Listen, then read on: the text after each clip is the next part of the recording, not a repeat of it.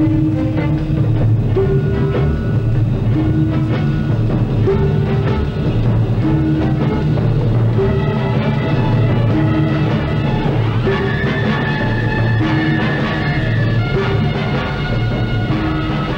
Baru, kota kesenian Melayu, belum terjejah dengan pengaruh-pengaruh luar. Tapi dengan kita tidak sedar, banyak sudah perubahan-perubahan berlaku di sekitar Kelantan.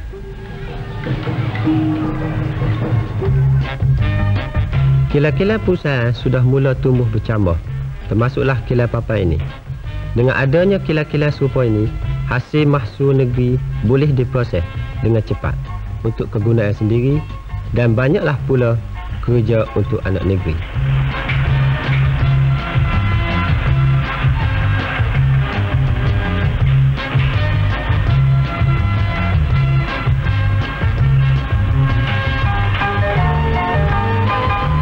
Projek tali air Kemubu, projek terbesar dalam negeri Kelantan. Projek ini termasuk dalam rancangan Malaysia pertama. Samalah dengan projek muda di Kedah. Rancangan ini dibuat khas untuk faedah kaum tani yang dulunya terbiar dan telatah.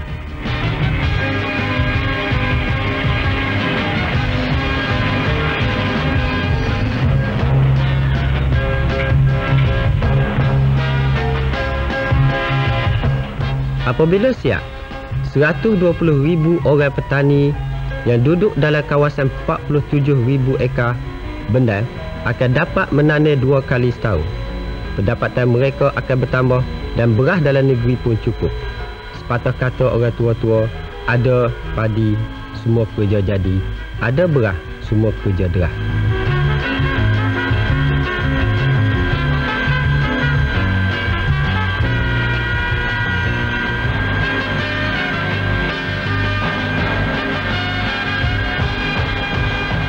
Pelawat-pelawat ke Kelantan berasa tidak sah kalau tidak ke Sungai Golok. Jalan kereta api ini satu-satu jalan perhubungan bagi pelawat-pelawat dan penduduk-penduduk tempatan. Kadang-kadang jalan ini jadi sibuk benar dan boleh membayarkan kepada mereka berulang-alik. Jadi sebatan jalan raya dibina bersekali dengan jambatan untuk orang berkereta dan berjalan kaki.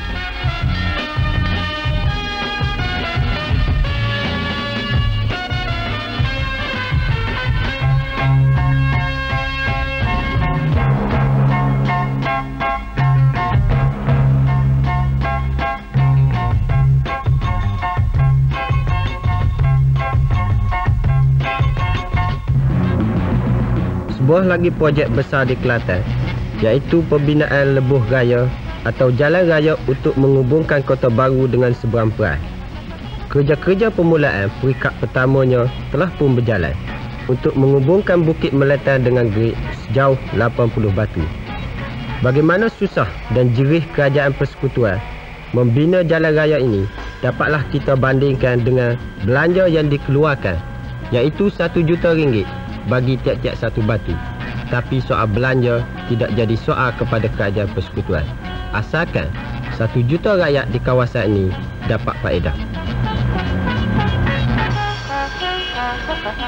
Di Balai Besar baru-baru ini, waktu melancarkan rancangan tata rakyat anjuran Jabatan Penerangan, yang teramat mulia Tengku Mahkota Kelantan mensifatkan rancangan tata rakyat ini amat mustahak.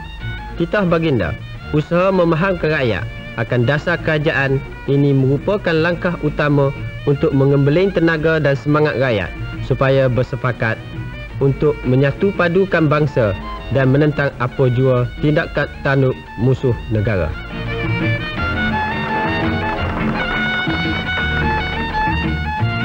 Beberapa orang pegawai Kanil dari Kuala Lumpur telah menerangkan beberapa aspek perkembangan baru di sekitar tanah air seperti rukun negara, muahibah, pindaan perlembagaan dan dasar ekonomi baru.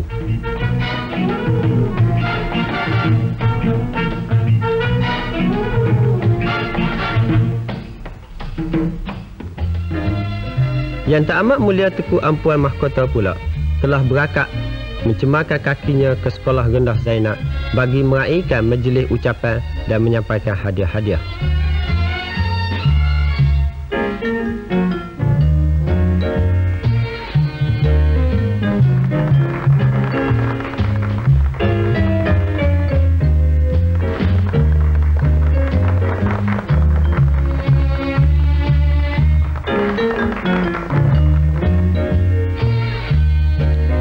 Rakyat sekarang telah sedar pentingnya pelajaran dan pendidikan.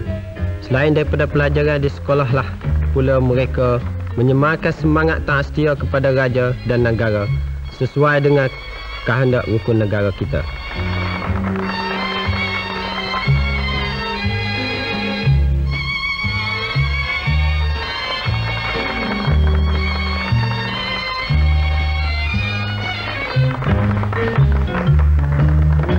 Tengok mek tu, kalah orang tua.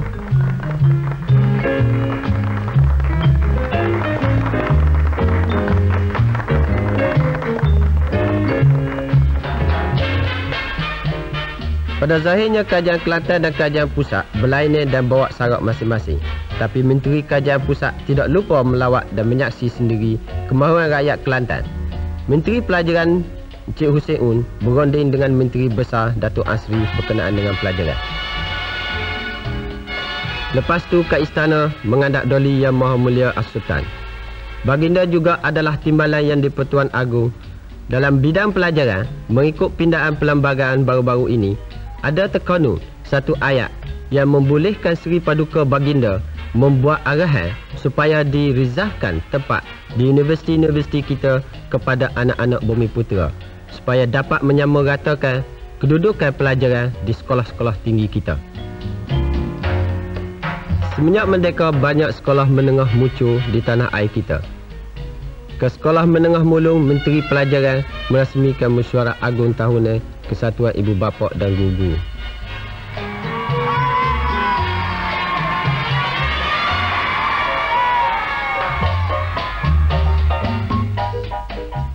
Dalam ucapan merasmikan Mesyuarat Agung itu, Cik Hussein Un menegaskan pentingnya pelajaran sains dan menasihatkan ibu bapa supaya ambil berat pelajaran anak-anak mereka dan mengasuh akhlak mereka. Pelajaranlah jaminan masa depan anak cucu kita.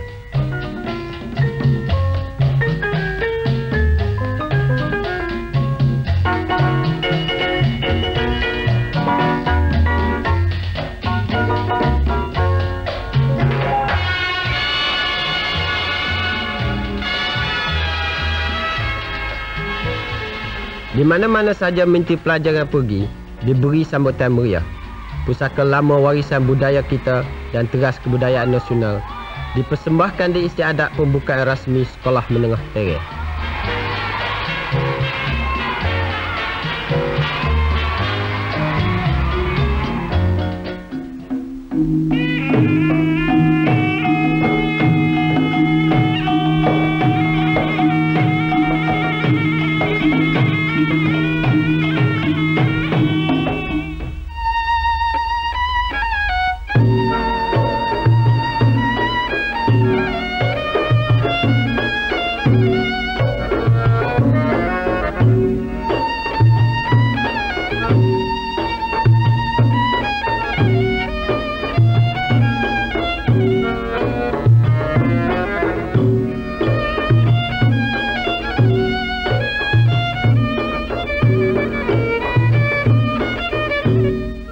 Yang Berhormat Cik Hussein Un menyatakan pelajaran di Malaysia mengalami perubahan besar.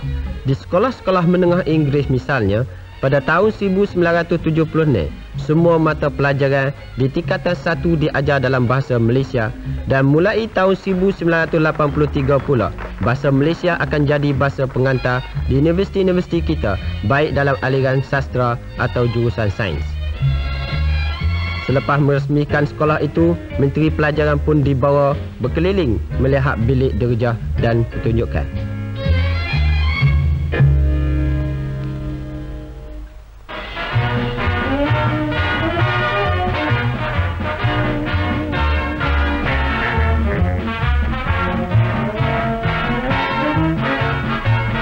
Kuala Tiga pula menunggu ketibaan Timbalan Menteri Hal Ehwal Dalam Negeri Haji Cik Mak Yaakob, seorang putera kita berasal dari Kelantan, yang akan membuka balai polis di situ.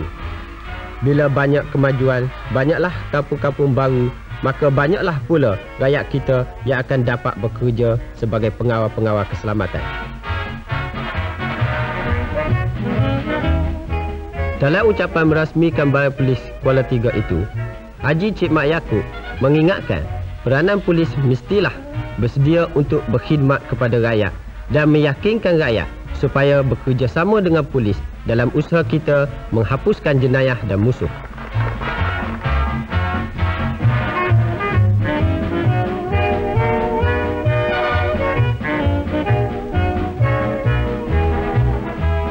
Lepas itu, Timbalan Menteri Dalam Negeri melawat bilik gerakan dan menziarah keluarga polis.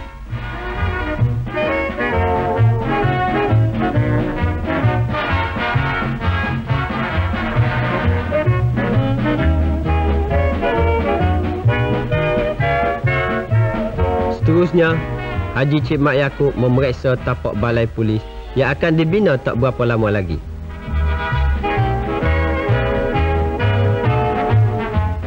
Jabatan Imigresen dan Pasport menjadi tumpuan lawatan seterusnya. Di sini, dia menengok sendiri cara-cara urusan jabatan dijalankan.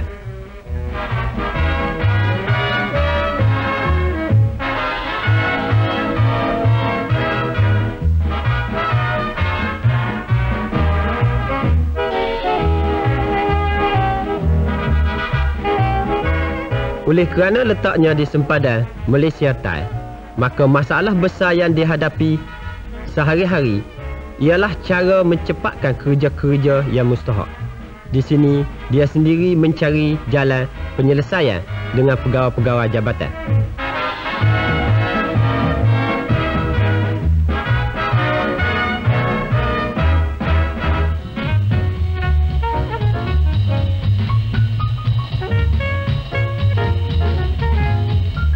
Di Pejabat Pendaftaran Negeri pula, dia mendengar taklimat berkenaan dengan jabatan itu oleh Ketua Pejabat.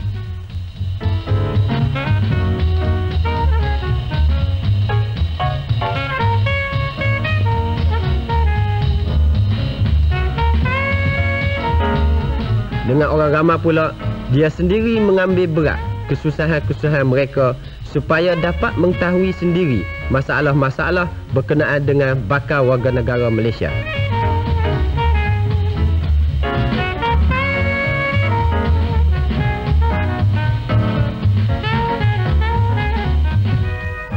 Dalam negara yang berbilang bangsa dan agama, soal muhibah menjadi kunci perpaduan rakyat.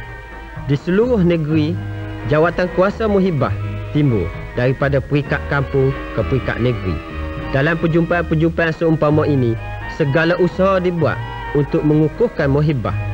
Ketua masyarakat Cina, Melayu dan India meluahkan isi hati masing-masing untuk mendapatkan kata sepakat dalam usaha merapatkan hubungan antara kaum.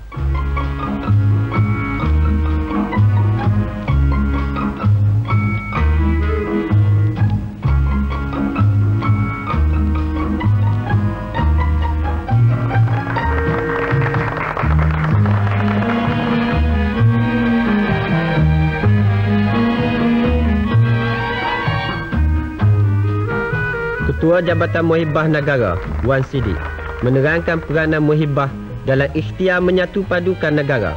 Dia juga mengingatkan supaya cugaan Malaysia dijunjung tinggi, iaitu bersatu bertambah mutu.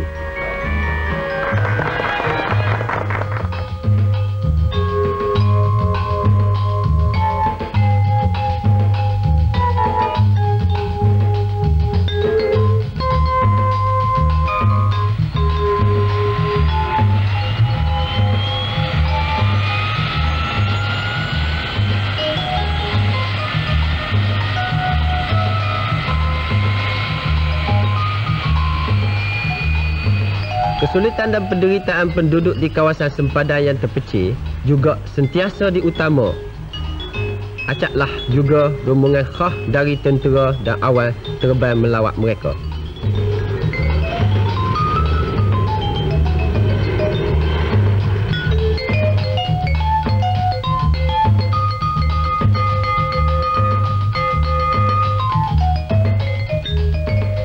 Mereka diberi penerangan oleh pengarah penerangan negeri akan dasar-dasar kerajaan dan bahaya-bahaya yang akan datang dari sebelah pihak musuh.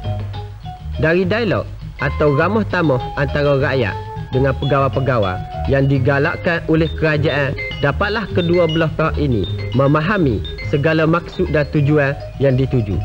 penghubungan dan kerjasama antara rakyat dengan pemerintah tetap rapat.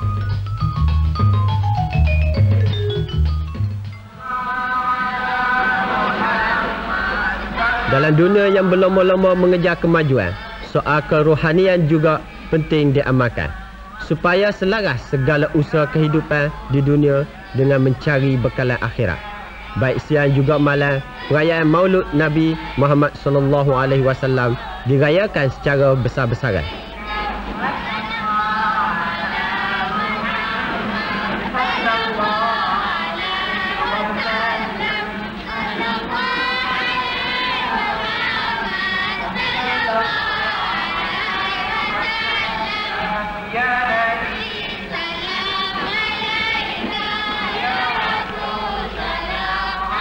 Meriah juga Hari Jadi Buddha. Rakyat Malaysia yang beragama Buddha tidak kurang gairahnya menyambut Hari Wesak. Sejajar dengan semangat rukun negara, Malaysia wujud atas nama Tuhan dan percaya kepada Tuhan.